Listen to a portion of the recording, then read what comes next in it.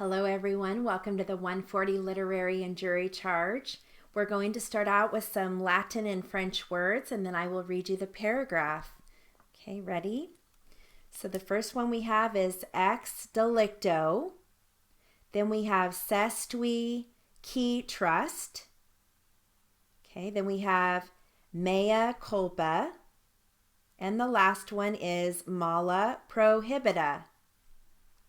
Okay, here is your paragraph. Ready? The beneficiary or person for whom property is held in trust is the sestui qui trust. Sestui qui trust means the beneficiary of a trust. A cause of action or a claim that is based upon or arises out of a tort is called ex delicto. Ex delicto may be based on a civil wrong. Mala prohibita is a wrong which is committed that is not inherently illegal. Mala prohibita acts are forbidden by the laws of society. Ex delicto is based on matters arising from a tort. Malum prohibitum is singular. Mala prohibita is plural. Mea culpa means my fault or I am to blame. Mea culpa is heard in some Christian prayers. All right. I'm going to be reading a segment from Don't Sweat the Small Stuff. And this is on allow yourself to be bored. Okay, here we go. Ready?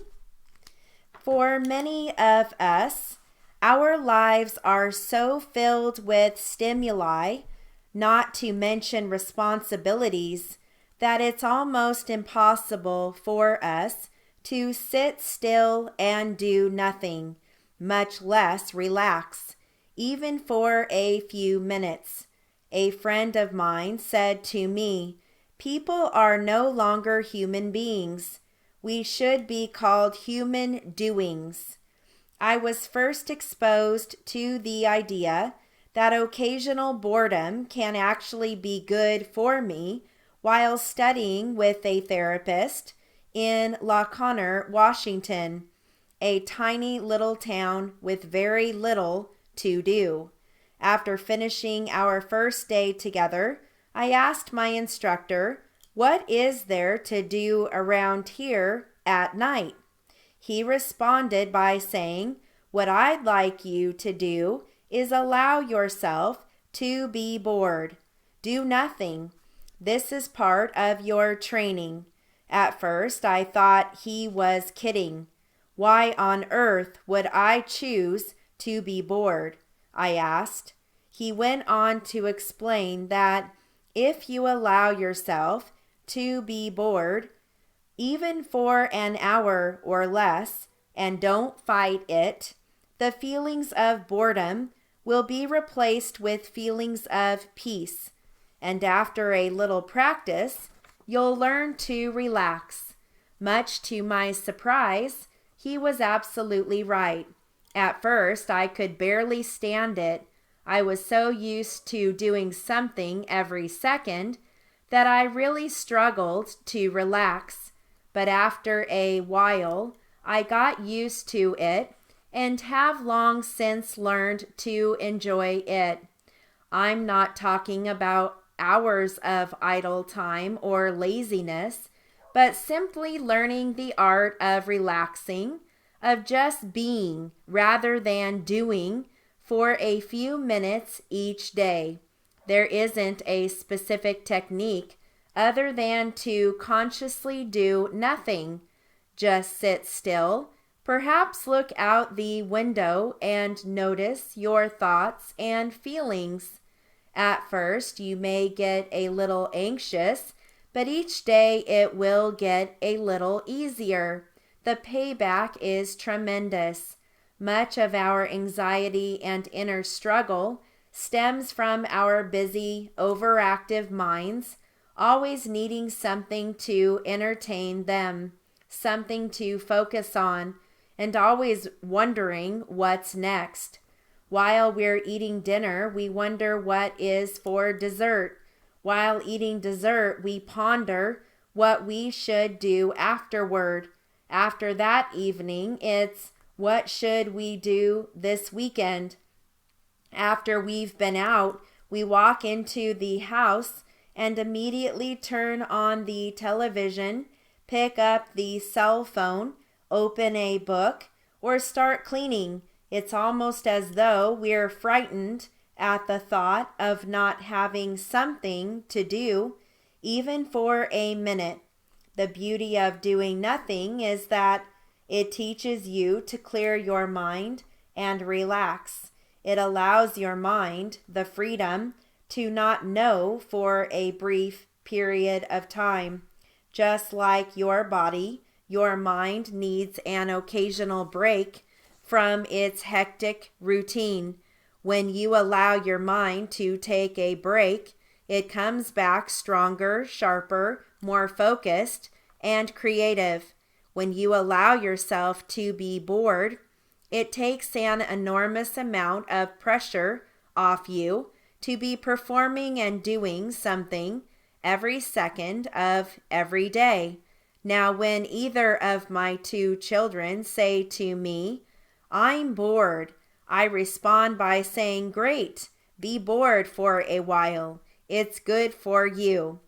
Once I say this, they always give up on the idea of me solving their problem. You probably never thought someone would actually suggest that you allow yourself to be bored. I guess there's a first for everything. Okay.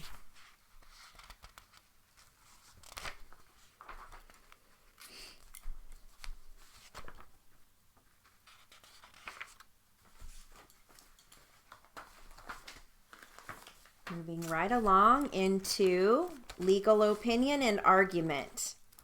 Ready? Conversely, it seems to me if Coast had a legal right to do both these two things, what its motive might have been in exercising that legal right is legally irrelevant. I think that is the lesson of many, many cases in California. The point being, if the contracting party has a legal right to do or not to do something, the motive which induced its exercise of that right is legally irrelevant. One case as an aside to the court, Monahan versus Department of Water and Power, 48 Cal App the 2nd 754. There was an allegation that a particular employee, because of whim, caprice, and malice, the court said it is nothing but an allegation or motive. The standards of the law are external. Motives are not actionable. In other words, it isn't whether or not Coast was acting within its legal rights in effecting this sublease. It is not going to be determined by what went on in its mind, but how it internalized the whole thing. It's going to be determined by the external conduct of the parties. That is, what either of the parties did or did not do in relation to their legal rights under the master lease. The court goes on to say here, where there is a legal right to do a certain act, the motive which induces the exercise of the right is of no importance. Thirdly, Your Honor, again, there is Huntington Center seeking to assert anti-competitive motives on the part of Coast. As I point out in our points and authorities, Huntington Center is not a savings and loan association. In other words, they really have no standing to complain of this. Gibson Savings and Loan Association is in this case. It has filed a cross complaint against Coast. The whole point of their so-called anti-competitive motive that Mr. Alder said a few minutes ago was allegedly Coast seeking to either exclude or prevent savings and loan competition at Huntington Center. I might point out Huntington Center is a huge shopping center. Huntington Center is just one of many locations and spaces within that center. But the point is, it is not a savings and loan. And for them to raise this in some sort of unclean hands or bad faith or whatever, they have to show that particular alleged conduct.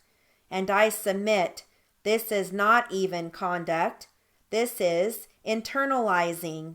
The thing they want to inquire into has got to be directed against the party who is raising this. They certainly are not in the savings and loan business. This would not be actionable at their behest. Lastly, Your Honor, the fact that Gibson does have a cross complaint against Coast, I don't think that they can bootstrap from that case and expand the perimeters of their discovery based upon a cross complaint, a cross action within the confines of their legal total action to which they are not a party. Whatever right Gibson may have is fine. Whatever discovery that they want to take within the perimeters of this pleading, they can take.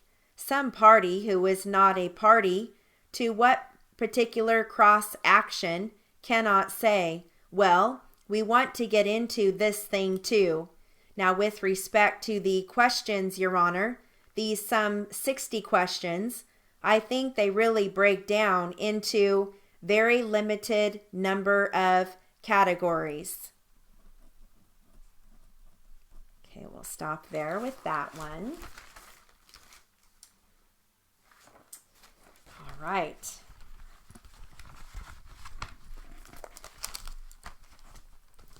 I've got a story here on You Can't Bank on Murder. Here we go. I'm behind on my paperwork. I'll have to stay late at the bank tonight. Allie sighed deeply and assumed an injured pout, but also put an expression that had become all too familiar in her short marriage to Ben Hinton. To think that she had considered this man a prime catch just 2 years ago. True, Allie had not exactly been swept off her feet by the stodgy man who was 20 years her senior, but she had been utterly captivated by the idea of marriage to the president of the largest bank in the country and county. But life with Ben was dull beyond rescue. His real marriage was to his beloved bank and the mounds of paperwork that required his constant personal attention. Sighing once more, Allie raised a half-hearted objection. Ben, I just wish you would learn to delegate some of the work to the younger people on your staff. I keep trying to tell you that you're far too important to be burning the midnight oil down there the way you do. Well, you're probably right, but remember, I'm an old dog who doesn't know any differently. Secretly, however, Allie was delighted with Ben's plans to work. She would have an opportunity to spend a couple of hours with Tom. Tom Ballard, the head teller, had caught Allie's eye on her very first visit to the bank. He was strikingly handsome, with his dark curly hair, inquisitive blue eyes, and irresistible smile. He appeared to be everything she would have wanted in a man if romance and desire had been Allie's primary concerns. From his shy appraisal of her when they were introduced by Ben, she judged that he found her attractive as well. She was not mistaken. Allie recalled her rendezvous with Tom just the week before at a roadhouse over the county line.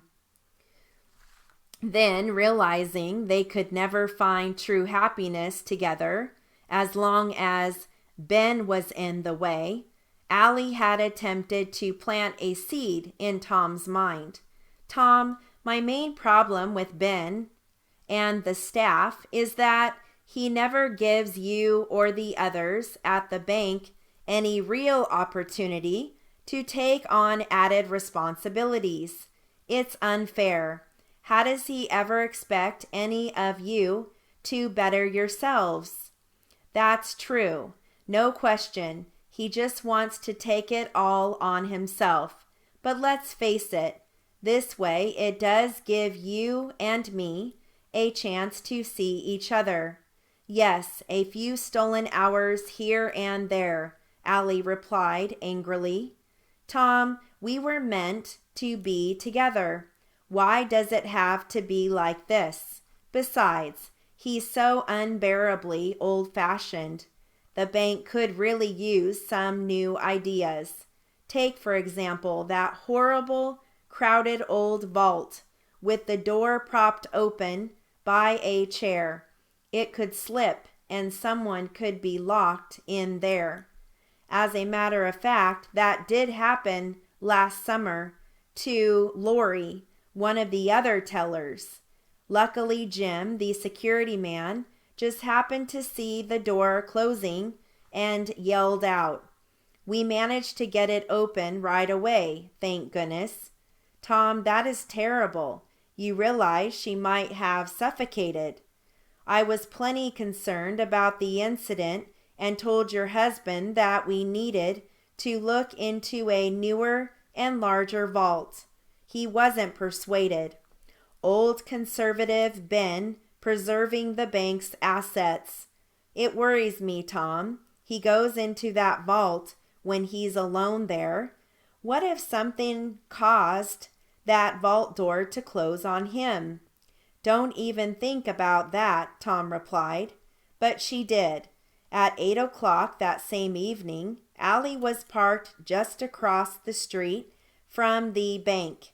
Lights shone behind opaque windows, but the one light she was waiting for was not visible.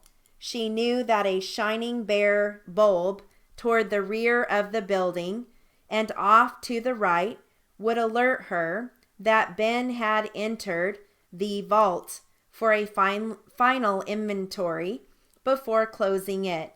If she moved quickly, the rest would be easy. Poor Ben would be found in the morning following her worried call to the police to report that he had worked late and had not returned home. He would be seen as a victim of his own stubborn resistance to modernization. She fingered the key that Ben had furnished her with when she first protested his frequent late evenings at the bank. She could always use it to enter the employee's side door, he explained. Maybe she might be in the mood to surprise him there one evening if she was lonely. Well, she was going to surprise him, all right. One nagging thought restrained her for a moment. What if Tom remembered their conversation? But he wouldn't dare mention it, and anyway, her daring scheme would only prove how immense her love was for him. It was far easier than she had imagined. when the vault light was suddenly flicked on shortly after 9. She quickly entered the bank from the side entrance. Good, the light was still on. He was in the vault. A hard push with gloved hands, and the door clanged shut. She was a bit horrified at the pounding and the muffled screams that soon followed. She must keep her head. After all, she didn't know the combination and couldn't have opened the vault if she wanted to. Poor Ben was fast using up whatever little oxygen was available. It would soon be over. Allie was able to stay remarkably calm on the drive home. Then her serenity was shattered when she noted lights burning in the house. How could this be? She hadn't left the lights on. She was certain. There was Ben's car parked in the driveway. What was going on? She received a real shock when Ben greeted her at the front door. He grinned broadly as he said, "Hi, honey. How was the movie?" "Ben, I don't understand," Allie stammered as she tried to regain her composure. "Well, honey, I got sidetracked a bit with a problem Tim Ballard was having with the cash count after work. No big deal, really, but you know how I can get into things." "Yes, but..." "Ben, you mean Tom Ballard was there at the bank with you?" "Oh, for a while we were both there, but I got to thinking about what you said this morning and left Tom to work things out." "Ben, you're telling me that you left Tom alone at the bank with the vault open?" A bit surprised both at her agitation and her correct assumption that the vault had been open, he replied, "Why, yes, but Tom's completely trustworthy." He thought for a moment and laughed. "Besides, I had a new camera security system installed in the bank last month when he was on vacation. He's been after me about modernizing, and would you believe it? He hasn't even spotted the cameras yet. I didn't shut them off after work tonight. If anything unusual happens, it will be on recording in the morning." He paused before asking in a concerned manner, "Honey, what's wrong? You're pale as a ghost. Let me get you a glass of water, my sweet." All right, and that concludes our jury charge and literary for the 140 class. Have a great day.